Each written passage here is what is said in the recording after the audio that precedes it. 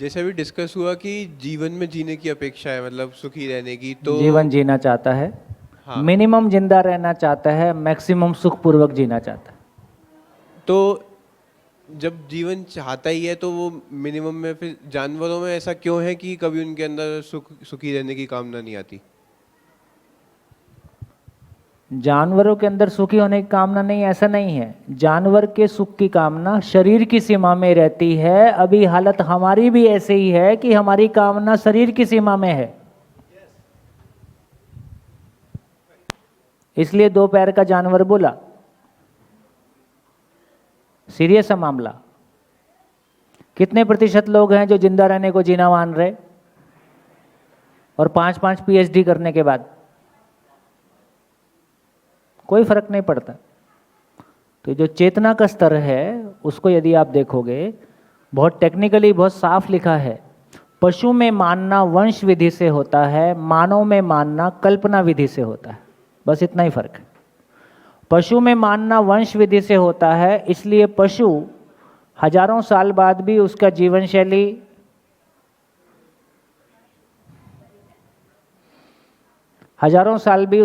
शैली वही रहता है जो था। मानव का जीवन शैली एक ही पीढ़ी में बदल जाता है, क्योंकि उसके पास कल्पनाशीलता है। बढ़िया, गुड। और बोलिए।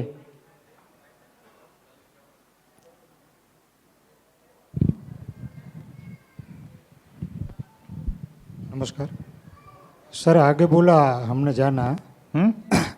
आगे जो बात हुई, हाँ, हाँ, कि जो जीव है जीवन है, जीवन है वो ये अपनी जीव, चाह हाँ। अपनी चाह से बॉडी को स्वीकारता है। आपकी आवाज़ क्लियर, थोड़ा माइक दूर कर जी दीजिए। जी। जो जीवन है वो अपनी चाहत से शरीर को स्वीकारता है, ठीक है। अभी 99% वो पशु जीव जैसा ही जीता है, तो अगले जीवन में उसकी चाह तो पशु भी होगी, तो पशु में ही जाएगा। हाँ, जाने को तो जा ही सकता है, तो बस्ती तो बढ़ती जा रही है। पशु को जाने को जा ही सकता है, लेकिन एक बार मानव शरीर को चला लिया और मानव शरीर के साथ थोड़ा सा भी मिनिमम लेवल पे भी जी लिया, तो इतनी भारी मशीन के बाद आदमी नीचे नहीं जाएगा ना। एक बार लग्जरी गाड़ी यूज़ कर लिया, उसके बाद कहाँ नीचे चलेगा। जी जी। वो ऑटोमेटिकली मिनिमम पे सेट हो जाता है। हाँ जी। हेलो। हाँ जी। एक प्रश्न अभी मेरे किसी साथी ने पूछा था और मैं भी थोड़ा बहुत सहमत हूँ उससे, कि हमारे जीवन विद्या में जो अभी जो डिस्कशन हो रहा है वो हमारे परिवार और समाज की व्यवस्था में ये इस डिस्कशन की क्या उपयोगिता है। ओह, बहुत बढ़िया। ऐसा कितने लोग का क्वेश्चन है? ये जो डिस्कशन अभी चल रहा है, इसकी मेरे मानव के रूप में और परिवार के रूप में या समाज के रूप में इस डिस्कशन की क्या उपयोगिता है? कितने लोगों को लगता है? संकोच ना करें। ओह, कनेक्ट नहीं हुआ। देखिए, एक तो ये क्लैरिटी बनने की ज़रूरत है ही, जैसे कि मैंने क्वेश्चन किया कि पेड़ पौधे आंशिक रूप से सुखी दुखी होते हैं और फिर हम उनको खाते भी हैं। तो या तो मेरा कोई सोच विचार ही नहीं है, या फिर मैं उस पर सोचूं कि क्या कर रहा हूं। यदि मैं ईमानदार आदमी हूं तो फिर खाना नहीं खाऊं, या फिर मैं स्वीकार करूं कि मैं हिंसक और पापी हूं। तो अपने अंदर ये जो बिना मतलब का हमारा आस्थावश बहुत कुछ हमको दिया गया है। ऐसी बहुत सारी अच्छी चीज़ें, जैसे पीपल की पूजा, बहुत सारी ऐसी चीज़ें हैं ना। उसका एक पर्पज़ ये है कि पीपल बढ़िया पेड़ है, उसको बचाए रखना है, लेकिन उसको बचाए रखने के लिए आस्था से जोड़ दिया। तो बहुत सारी अच्छी चीज़ों को बचाए रखने के लिए, बोले गाय में 33 करोड़ देवता होते हैं और वो अपनी रक्षा कर नहीं पाती है। तो यदि लॉजिक देखेंगे, अपनी आपकी आस्था पे मैं कोई चोट नहीं कर रहा हूँ, हाँ वही कहना चाह रहा हूँ, तो उसको अपन समझें। तो गाय में 33 करोड़ देवी देवता होते हैं और वो एक बेवकूफ़ आदमी से अपनी रक्षा ना कर सके, तो देवी देवता को कैसे जस्टिफाई करेंगे? तो इसका मतलब है, देवता का मतलब देने वाला। तो गाय एकमात्र ऐसा पशु विश्व का है जिसके मल को अपने चूल्हे पे लेप के हम पवित्र महसूस करते हैं।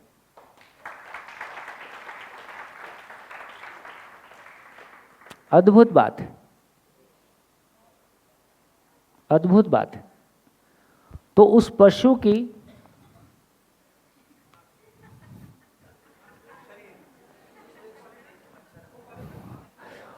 पशु की महिमा को बताने के लिए जिसके प्रति हमारा सबसे अधिक सम्मान है, अब ये गिनती 33 करोड़ कैसे आई मैं तो नहीं जानता, लेकिन उसकी महिमा को बताने के लिए बहुत कुछ कहा गया। तो जब इस तरह से देखना हम शुरू करेंगे तो जो कुछ कहा गया है, अब ब्रह्मा जी की टुंडी से कमल निकला, इनका कोई मतलब होगा, कहने का एक तरीका था उस समय का, सांकेतिक कोई तरीका था, वो अब हमारी समझ में नहीं आता, लॉजिक में फिट नहीं बैठता, और वो तरीका फाइनली वो वास्तविकता को इंगित करता है या कहाँ तक पहुँचता है ये भी कहना मुश्किल है। हाँ, तो अब कहने वाले ने क्या कहा, लिखने वाले ने क्या कहा, और बाद में 1000 साल बाद बताने वाले ने क्या बताया, अब क्या मालूम। आदरणीय नागराज जी ने जो बुक अपने हाथ से लिखी, उसमें से एक बुक को मैंने प्रूफ रीडिंग किया, लेकिन जब बुक छप के आई तो उन्होंने कहा मैंने तो ऐसा नहीं कहा था। अब जब आमने सामने इतनी गलती हो सकती है, भाषा में तो मैं और से लगा दिया, कई बार तो हमारा वो जो कंप्यूटर टाइपिस्ट था वही कुछ बदल देता है, तो बहुत मुश्किल है। हाँ जी, हमारा क्वेश्चन क्या था, बीच में लॉस्ट हो गया।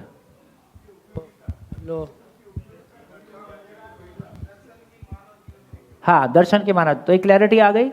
अब क्लैरिटी ये है, तो अब हमको ये ध्यान में आ गया, जैसे मक्खी चींटी नहीं मारेंगे, आदमी को निपटा देंगे। चींटी मर जाए तो पाप है, और बिजनेस ऐसी चीज है जिसमें हम आदमी को साए साए निपटाते हैं। तो कहीं ना कहीं एक जीवन के एक व्यवस्थित और संतुलित होने की जरूरत है। हम कहीं भी खून निकलता हुआ देखते हैं तो उससे हम परेशान होते हैं। जैसे वो सांप ने मेंढक को, चूहे को मार रहा है, और हम जीव हत्या से परेशान होकर उसके मुंह में से निकाल के ला रहे हैं।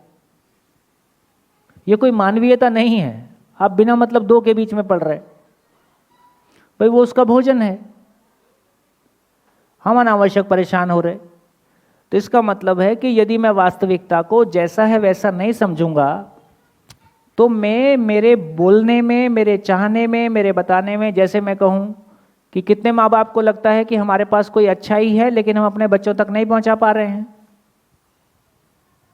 आप हाथ उठाओ नहीं उठाओ हमको पता ही है। तो इसका अर्थ ये हुआ कि यदि किसी बात को, यदि किसी सच्चाई को हम जैसा है वैसा नहीं समझते हैं, नंबर 1, उसको लॉजिकली नहीं समझा पाते हैं, नंबर 2, और वैसा नहीं जीते हैं, नंबर 3, मल्टीप्लाई तो नहीं होगा।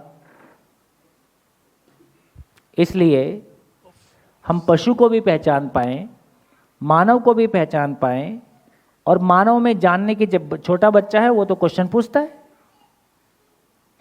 छोटे बच्चे के क्वेश्चन का आंसर का, हमारे पास एक ही क्वेश्चन का आंसर है, पैसा कहाँ से आएगा। छोटे बच्चे के जितने डायमेंशन में उसके आंसर, मुझको तो कभी कभी ये भी लगता है कि ये प्रयोग करके अपने परिवारों में देखा जाए जिनके नए बच्चे होते हैं, कि बच्चे को केवल उसके क्वेश्चन का आंसर दिया जाए जो वो पूछता है, तो आप देखिए जिंदगी कहाँ तक जाती है। कोई भी घर में आता है बच्चा, क्या पूछता है, वो मेरे को अपने बेटे का याद है, बहुत छोटा था, मैं शहद खा रहा था, क्या है, अब क्या बताऊं, मैंने उसकी जीभ पे लगा दिया। कहाँ से आता है, मधुमक्खी बनाती है। अगला क्वेश्चन, मधुमक्खी शहद कैसे बनाती है, और मेरे को भी नहीं पता था, सोचा ही नहीं कभी ऐसा। उसके पूछने के बाद लगा यार ये तो मेरे को पता नहीं है, फिर खोज खाज के बताया। तो इसका मतलब है कोई घर में आया, पापा कौन है ये, बेटा अंकल है, क्या करते हैं, इंजीनियरिंग कॉलेज में पढ़ाते हैं। इंजीनियरिंग कॉलेज क्या होता है, अब शुरू, इंजीनियरिंग शुरू। तो यदि सही अर्थों में देखोगे तो एक बच्चे के लिए वो जो क्वेश्चन पूछता जाए, बहुत सम्मान के साथ उसको उत्तर देते जाएं। आंसर नहीं पता है तो बताएं कि ये मेरे को पता नहीं है, मैं पूछ के बताऊंगा। और देखिए उसकी कैसी रुचि बनती है और क्या ग्रोथ आती है, जबकि बशर्ते कि आपको पता हो।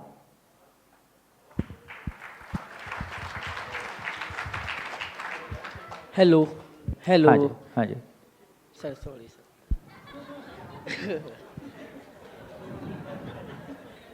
सर सर अभी मैं आपके पास आया था कि डॉग्स एंड जो मंकी और डॉल्फिन जो इमेजिन कर सकते हैं। हेलो सर, अभी मैं आपके पास आया था कि डॉग्स, मंकी और डॉल्फिन और ऐसे भी कुछ एनिमल्स जो इमेजिन कर सकते हैं। सर वो बात अधूरी रह गई थी।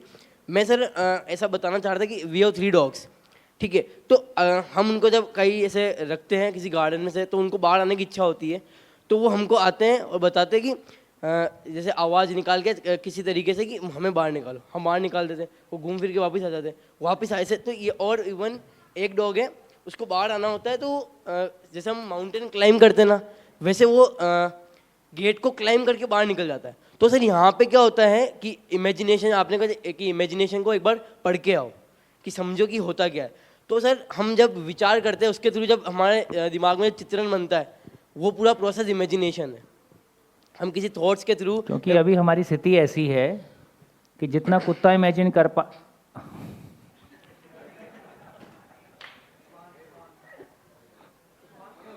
उससे ज़्यादा अच्छे चित्रण हम कर नहीं पा रहे हैं, इसलिए हमको लगता है हम दोनों एक ही टाइप का करते हैं। नहीं सर ऐसा नहीं, बट सर समझ लो बात को, सूत्र पकड़ लें, फिर उसकी व्याख्या जितनी भी करते रहें।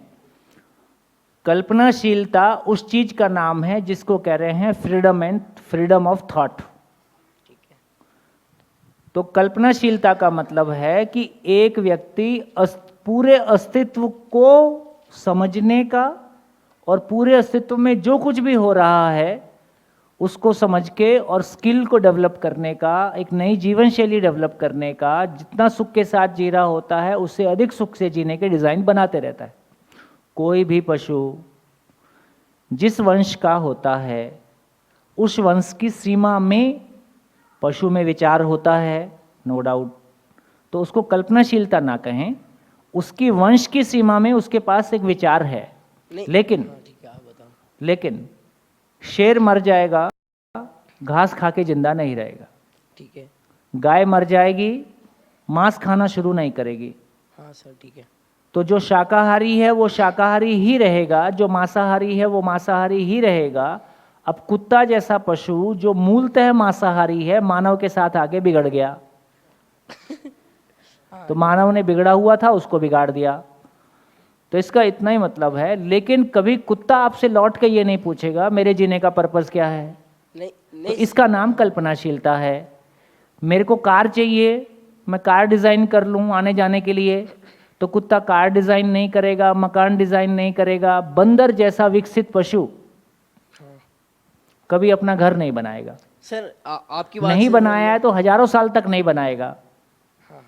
सर आपकी बात में अभी जो भी बोला मैं एग्री हूँ, बट अभी आप मुझे बस इतना बताओ कि अब उसको कैसे पता, हमने तो उसको सिखाया नहीं ऐसे क्लाइंब करना, हमने उसको और बहुत सारी स्किल्स वगैरह होती है उनमें, तो हमने तो नहीं सीखा, ऑटोमेटिक सीखा। तो ये उसने इमेजिन किया होगा ना कि अगर मैं इसके थ्रू जाऊँ तो मैं बाहर निकलूंगा, अगर मैं ऐसे जाऊँ ऐसे करूँ। इसका नाम विचार है। कल्पनाशीलता और विचार में तुम डिफरेंशिएट नहीं कर पा रहे हो, ठीक है। तो वो ऑब्जर्वेशन करता ही है, ये करने से जैसे बच्चा करता है, गिर गया है ना, तो इससे ये सारे काम अपनी वंश विधि में, अपने जिंदा रहने के अर्थ में जो भी उसको करने की आवश्यकता है, वो सारी चीज़ें या तो वंश विधि से उसको आ जाती है, कुछ चीज़ें वो अपने से कर लेता है। ठीक है, जैसे जैसे एक बंदर है, ठीक है। अब बंदर के अंदर हम एक स्किल दे सकते हैं कि अगर जैसे मैं कुछ नकल कर रहा हूँ, ऐसे कुछ भी एक्टिंग कर रहा हूँ, तो वो भी उसको करेगा। तो उसको कब, अभी मैंने बोला, उसने अंदर अपने ब्रेन के अंदर उसको एक मेमोरी और इन्फॉर्मेशन के थ्रू लिया, बट वो कहीं ना कहीं इमेजिन करेगा ना कि हाँ मुझे भी ऐसे करना है। लिख लो इसको, हाँ। कि मैं विचार और कल्पनाशीलता को डिफरेंशिएट नहीं कर पा रहा हूँ। इसको लिखो और तुम्हारे गुरुजी से बात करते रहो। वो मोदी जी कहाँ गए? मोदी जी से बात करो। हाँ जी सर, अगर जीवन अपनी इच्छा अनुसार जन्म लेता है तो वो अलग अलग परिवारों में क्यों जन्म लेता है? कोई किसी गरीब परिवार में हो गया, किसी का जन्म किसी का मध्यम वर्गीय परिवार में, किसी का धनाढ्य परिवार में, अलग अलग परिवार में क्यों लेता है? मतलब आपका कहना है कि आपको अगली शरीर यात्रा में अंबानी फैमिली में जाना है? नहीं, अंबानी पे नहीं, वैसे उतनी बुक नहीं है सर। कहना तो यही चाह रहे हो। नहीं, कोई गरीब परिवार में जन्म लेना ही नहीं चाहेगा जीवन में, उसको पता है कुछ ना कुछ कष्ट तो आएंगे, सुविधाएं कम होगी। देखो, एक बढ़िया एग्जाम्पल देता हूँ। Thank you. अखबार में 100 रुपये रोज से लेके 1 लाख रुपए रोज का भी ऐड निकलता होगा, 30 लाख रुपए महीना। तो एक ही अखबार में एक ही पेज पे 100 रुपया रोज से लेके 3,000 रुपया पर मंथ से लेके 30 लाख रुपया पर मंथ का जॉब निकलता है, और आपको लिखना आता ही है। आप सारी जॉब के लिए अप्लाई कर ही सकते हो, आप किसके लिए अप्लाई करते हो?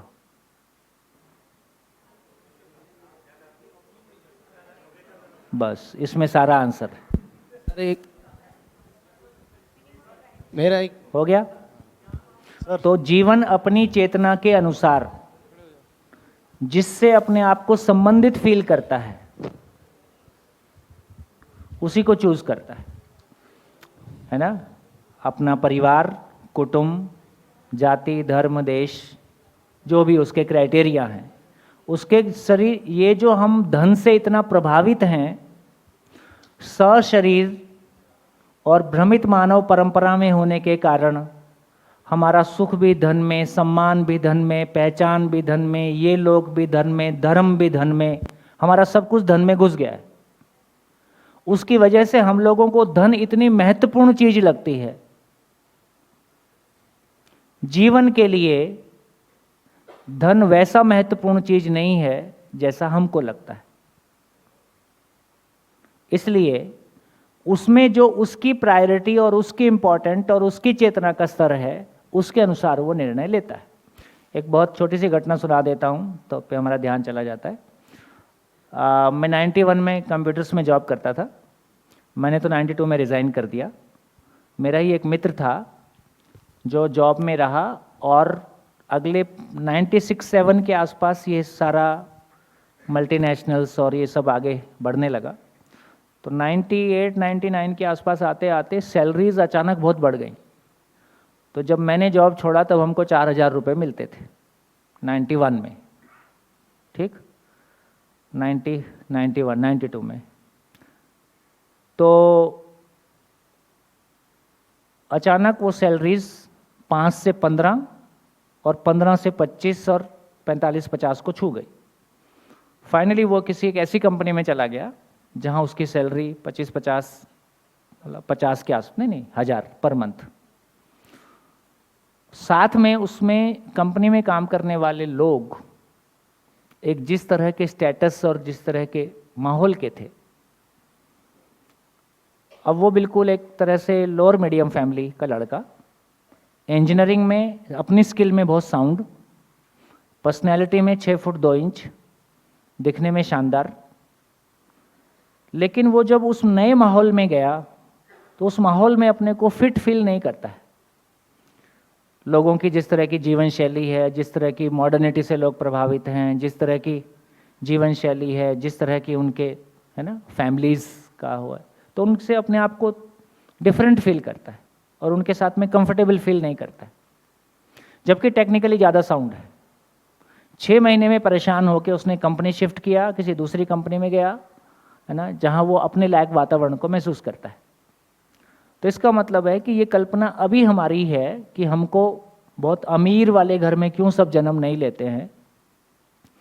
जीवन जैसे शरीर से अलग होता है उसके लिए ये सारे प्रभाव जो अभी वाले हैं ये वैसे नहीं रहते। वहाँ फिर उसकी वही सबसे गहरी मान्यता, पैसा ज़्यादा बड़ी चीज़ है कि भाव ज़्यादा बड़ी चीज़ है। तो जिनके साथ वो अपने संबंध को महसूस करता है, जिनके साथ वो अपनापन महसूस करता है, वही फिर कुटुंब परिवार एप्लीकेबल हो जाता है। तो ये उतना बड़ा मामला है नहीं जितना बड़ा हम लोग इसको मानते हैं।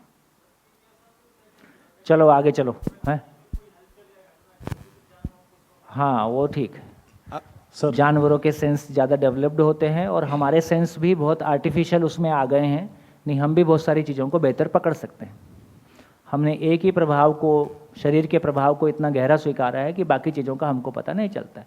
पशु अपने आप में बहुत सारी चीज़ों को सेंस करते हैं।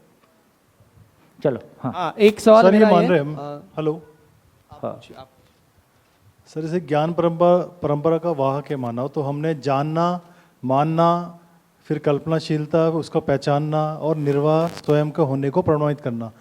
अब ये हम ये मान रहे हैं कि 100% सारी स्टेप्स हैं, तो कोई ऐसे भी मानव हो सकते हैं जिसमें ये कोई माइनस हो, जीरो हो, नहीं। किसी में 2 कम हो, मिनिमम मानव है तो मानना, पहचानना, निर्वाह करना रहेगा ही।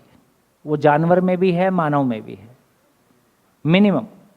फिर मानने की क्वालिटी, आप इंजीनियर हो गए तो मानने की क्वालिटी एक लेवल की हो गई, आपकी बहुत आस्थाएं हैं तो मानने की क्वालिटी एक लेवल की हो गई, आप अपराधी हैं तो मानने की क्वालिटी एक अलग लेवल की है, लेकिन है मानना ही। फिर दूसरा लेवल है जानना के आधार पर मानना और निर्वाह। कल्पनाशीलता में भी बहुत वैरायटी है ना, फिर ऐसे देखने जाओगे तो बहुत वैरायटी।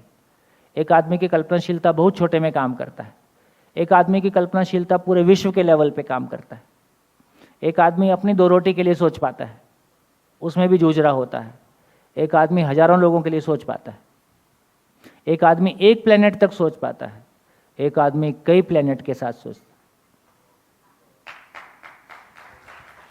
भाई जो साइंटिस्ट है, साइंटिस्ट तो कई प्लेनेट के, जो एस्ट्रोलॉजर है या साइंटिस्ट है, गैलेक्सीज में सोचता है। एक आदमी अपने गांव से बाहर नहीं निकलता है और एक गैलेक्सीज में सोचता है, जबकि क्षमताएं दोनों में समान हैं। आज जो गांव में सोचने वाला है, कल गैलेक्सीज के बारे में सोचेगा। यही योग्यता, पात्रता, क्षमता है। हाँ जी, मेरा एक प्रश्न है। हाँ। मैं शायद इसको सही से समझ नहीं पाया जब आपने समझाया था कि प्राण अवस्था के अंदर कोशिका का निर्माण होता है। तो हम अभी किसी ने कहा था शुरुआत में कि पेड़ पौधों के अंदर भी जिस तरह से वो एक भाव को वो महसूस कर पाते हैं, तो आपने ये कहा कि वो सुख दुख को महसूस नहीं करते हैं। तो ये क्या मैं गलत समझा या फिर किस से तरह बोलो। से? कुछ लोगों ने कहा कि जो पेड़ पौधे के अंदर जो मैंने एग्जाम्पल दिया था कि बेसिकली जब मानव किसी गुस्से या भाव के साथ है तो फाइनली तो शरीर तो प्राणावस्था है ना, तो भाव का प्रभाव मेरे शरीर पे पड़ा और फाइनली शरीर का वाइब्रेशन, शरीर प्राणावस्था की इकाई है, एक प्राणावस्था की इकाई दूसरी प्राणावस्था को प्रभावित कर सकती है। तो उस तरह से वो इनडायरेक्ट है। चलो, शांति हो गई? थोड़ा सा मन में शोर है। हाँ, जैसे आपने बोला कि जो मांसाहारी होते हैं वो जीभ से पानी पीते हैं, हाँ, लेकिन गाय भी तो जीभ से पानी पीती है। होठ से पीते। पानी कभी रखी है? मुझे पीते ऐसा हुए लगा देख। था कि वो शायद जीभ से ठीक से नहीं देखा। जो मांसाहारी है वो जीभ निकाल के जीभ से पानी पीता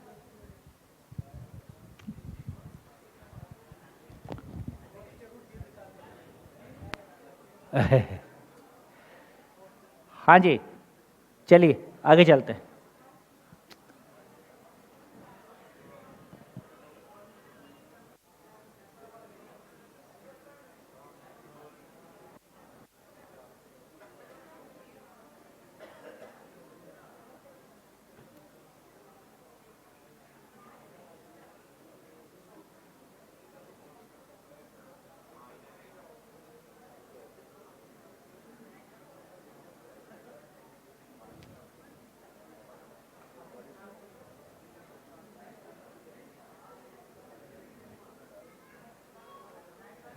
हाँ जी, बोर्ड साफ है? क्या चीज, क्या बोले? ज्ञान अवस्था का बता दिया। इसमें कोई क्वेश्चन हो तो बोलो। जानना, जानने को जानना है, कल जानेंगे। हाँ, हाँ जी, बोलिए। तो अब क्या लग रहा है, जो कुछ भी हमने चर्चा किया वो मुझसे संबंधित है कि नहीं है? तो क्या निष्कर्ष निकला? पूरे एग्जिस्टेंस में सुखी दुखी होने वाली एकमात्र इकाई जीवन है। दूसरा क्या चीज है? दूसरा या तो एटम है या सेल है। तो सेल में सुख दुख नहीं होता, सेल सुखी दुखी नहीं होता, बैक्टीरिया नहीं होता, वायरस नहीं होता, एल्गी नहीं होता, फंगस नहीं होता।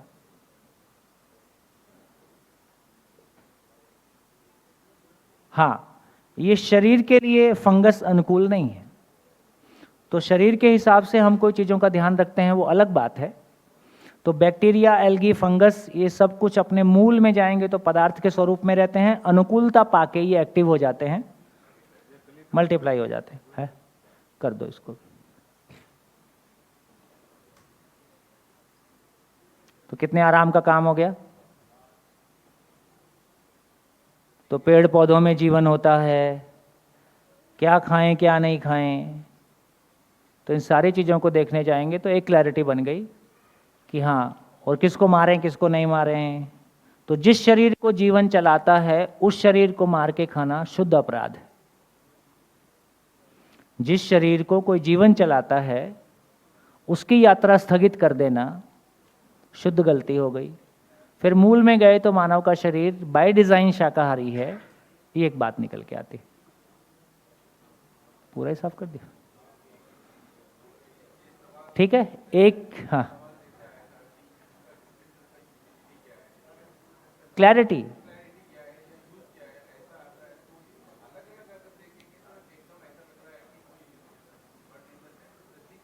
नहीं, क्योंकि जब हम जिंदा रहने के अर्थ में देखते हैं तो कोई यूटिलिटी नहीं है। जब हम जीने की जगह जाएंगे तो समाधान ही सुख है। तो पिक्चर क्लियर नहीं होगी, मेरी हर चीज के बारे में पिक्चर क्लियर नहीं होगी। जैसे अब बात चली है तो लो इसको भी कर देते हैं। कितने लोगों ने सुना है कि मानव शरीर 84 लाख योनियों के बाद मिला है? सबने सुना है, ठीक। अब इसको समझने जाएं, गूगल से 84 लाख का हिसाब निकालो। 84 84 लाख योनियां, गिनती निकालो उसकी कैसे होता है। अरे वो नहीं, 84 लाख में क्या क्या आता है, स्पेसीज क्या क्या आती हैं। जैसे उसमें 4 लाख मानव हैं, 4 लाख प्रकार के मानव हैं। 4 लाख प्रकार की कोई गिनती किया होगा, मानने लायक बात है, उसको अपन नकारने की जरूरत नहीं है। जैसे आदमी के किसी आधार पे ऐसा माना। हाँ जी, क्या निकला?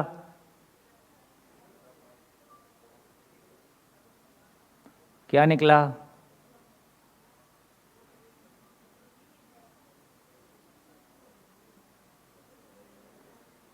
चौरासी लाख योनियां।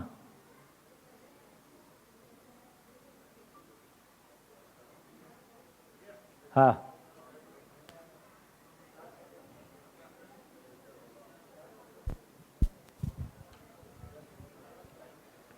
भारतीय हिंदू धर्म शास्त्रों पुराणों के अनुसार इस सुंदर विश्व सुधा में छोटे बड़े कुल मिलाकर 84 लाख योनियां बताई गई है।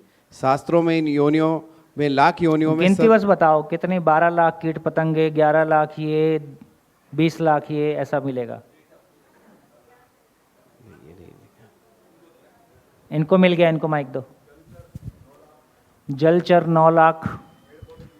रुको रुको रुको, जल वाले 9 लाख, पेड़ पौधे 20 लाख, पेड़ पौधे 20 लाख, कीड़े मकोड़े 11 लाख, 11 लाख, कीड़े मकोड़े, हाँ कीड़े मकोड़े 11 लाख, 11 लाख, पक्षी 10 लाख, पक्षी 10 लाख, पशु 30 लाख, पशु 30 लाख, हाँ 30, और देवता मनुष्य आदि 4 लाख, देवता मनुष्य आदि 4 लाख। 84 हो गया। ये हो गया 84 लाख। हाँ जी, काफी मेहनत की है,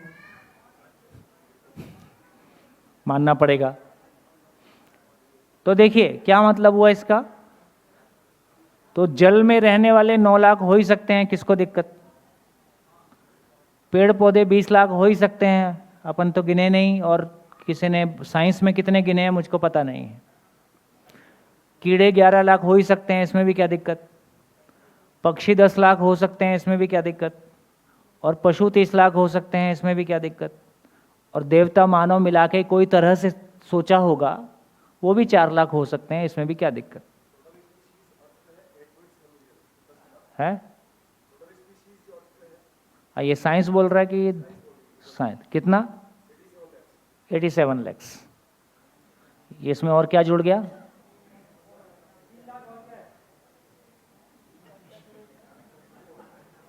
साइंस, धर्म।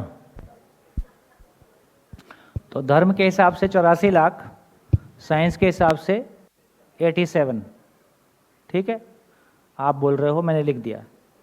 हाँ जी, इतनी स्पेसीज हैं, इसमें कोई कन्फ्लिक्ट नहीं है, होंगी। लेकिन हम क्या मानते हैं कि मानव का जन्म 84 लाख योनियों के बाद हुआ है। अब इसको समझना पड़ेगा भाई, पूरी सृष्टि में इतनी सारी स्पेसीज विकसित होते हुए मानव शरीर बना है, तो ये ठीक है। लेकिन यदि इसका कोई मीनिंग ऐसा निकालता है कि मानव को 84 लाख योनियों में जीवन ने 84 लाख योनियों को चलाया है, तब मानव शरीर मिला है, अंतर समझ में आ रहा है। फिर से रिपीट कर रहा हूं, क्योंकि देखो, जब हम बहुत स्थापित मान्यताओं पे बात करते हैं तो बहुत जिम्मेदारी से भी बात करना पड़ेगा, और हमारी तरफ से कोई गलत मैसेज ना जाए, ये भी ध्यान रखना पड़ेगा। तो मैंने क्या बोला कि 84 लाख 87 लाख योनियां हो सकती हैं, इसमें कोई दिक्कत नहीं है। यदि पूरी धरती का इवोल्यूशन देखें, कोई धरती पे, जब ये धरती केवल धरती होगी, फिर इस पे पेड़ पौधे आए होंगे, फिर इस पे पशु पक्षी आए होंगे, फिर इस पे मानव आया है। ये इवोल्यूशन के क्रम में इतनी सारी स्पेसीज इवॉल्व होते होते मानव शरीर प्रकट हुआ है, ऐसा भी मानने में दिक्कत नहीं है।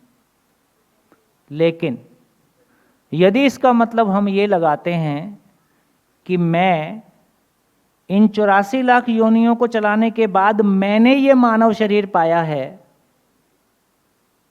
और दोबारा 84 लाख योनियों के बाद नंबर आएगा, ऐसा भी फैला देते हैं।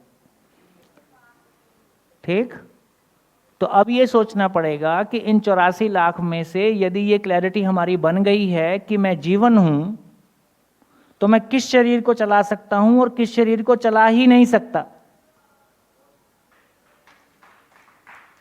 ठीक, तो कहने वाले ने क्या कहा और सुनने वाले ने, लिखने वाले ने क्या लिखा और बताने वाले ने क्या बताया और सुनने वाले ने क्या समझा, इसमें लंबा लोचा है।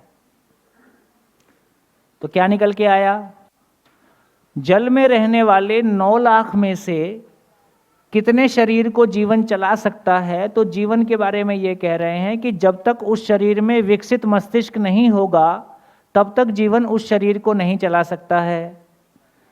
तो बेसिकली जितने मैमल्स हैं, उनके बारे में ये माना जाता है कि उनमें विकसित मस्तिष्क होता है। मैमल्स, स्तनधारी, जो शरीर से शरीर पैदा करते हैं और जिनके बच्चे दूध पीते हैं, इसको मैमल्स बोलते हैं। तो इसका मतलब ये हुआ कि 9 लाख में से अब ये चेक करना पड़ेगा, और चेक करने की विधि भी मिल गई है अपने को। एक तो हम चेक कर सकते हैं बिहेवियरली कि वो भयभीत होता है कि नहीं होता है, उसको कुछ सिखाया जा सकता है कि नहीं सिखाया जा सकता है, उसमें विकसित मस्तिष्क है कि नहीं है, तो हम उसको इस तरह से अध्ययन भी कर सकते हैं। लेकिन मोटे रूप में ये समझ में आता है कि समुद्र में जैसे तालाब में ही जो छोटी मछली है, जो इतनी छोटी सी रहती है, उसको कुछ सिखा सकते हैं? उसको कुछ नहीं सिखा सकते हैं। इसलिए मछली में से भी एक मछली उस लेवल की है जिसको कुछ नहीं सिखाया जा सकता है, और मछली में ही एक डॉल्फिन मछली है या व्हेल है जिसके साथ कुछ सिखाया जा सकता है। इसका मतलब शरीर विकसित होते होते, मस्तिष्क विकसित होते होते उस लेवल तक आया जहां पे कोई जीवन उसको चला सकता है। इसका मतलब उसके पहले के शरीरों को जीवन नहीं चला सकता है। तो मैं 9 लाख में से नहीं बोल सकता कि कितने को जीवन चला सकता है, पर 9 के 9 लाख को चलाएगा ये कहना मुश्किल है। पेड़ पौधा पूरा ही गया, कीड़े मकोड़े सारे गए, पक्षी ठीक है, पशु ठीक है, देवता ठीक है। बात पहुंची? क्या कहने की कोशिश की? कि मैं जीवन जो इस शरीर को चलाता हूं, यदि 84 लाख का मीनिंग यह है कि मैं इन सारी योनियों को चला के आया हूं, तो ये गलत है। क्योंकि जीवन कीड़े मकोड़े के शरीर को नहीं चला सकता, मैं पेड़ पौधा शरीर को नहीं चला सकता, मैं केवल मैमल्स वाले शरीर को चला सकता हूं, है ना। पक्षी में भी जैसे तोता है, मैमल्स मतलब जो बच्चे से सीधा बच्चा देता है, तोता अंडे नहीं देता है, तोता भी सीधे पक्षी देता है। तो ये सारे फिर वैसे ही उसी श्रेणी में आ जाएंगे। या कम से कम हमको पता है कि तोते को बोलना सिखा सकते हैं, कबूतर को कुछ सिखा सकते हैं। तो जिनको कुछ सिखाया जा सकता है, इसका मतलब उधर जीवन है।